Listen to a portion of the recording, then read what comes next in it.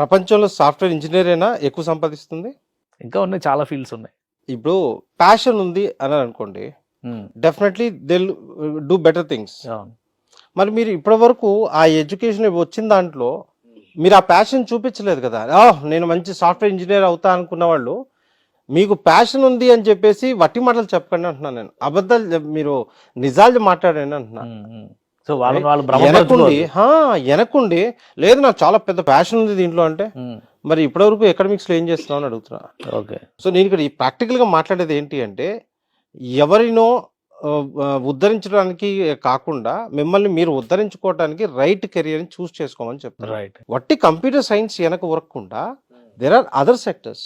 Okay sir మనం మాట్లాడుకుంటే mechanical, electrical, right, civil, అదేవిధంగా మనం కెమికల్, ఈ సెక్టర్స్ లో గత 10-15 సంవత్సరాల నుంచి అటువైపు వెళ్ళక బోల్డ్ అంత షార్టేజ్ వచ్చింది సార్. ఓకే. మీరు రేపు పొద్దున ఈ కోర్సెస్ కనుక చదువుకొని బయటికి వెళ్తే మీరు జాబ్ తో బయటికి వెళ్ళే అవకాశం ఉంది. అవకాశం లేని దగ్గర వెళ్ళి లైన్ లో ఎందుకు నుంచుంటున్నారు అంటున్నా. కానీ ఎక్కువ మంది డ్రీమ్ ఏంటంటే కంప్యూటర్ సైన్స్ చేస్తే అమెరికాలో అవకాశాలు వస్తాయి, లేదా ఎంఎన్సీలు పెద్ద పెద్ద కంపెనీల్లో అవకాశాలు వస్తాయి. సార్ ఇండియాలో 150 కోట్లు ఉన్నారు సార్, అందరికి వచ్చేస్తాయా? రావు. ఇప్పుడు అమెరికాకి ఎంతమంది వెళ్తున్నారు? అవును, పంపించేస్తున్నారు కదా ట్రంప్, వెనక్కి పంపించేస్తున్నారు.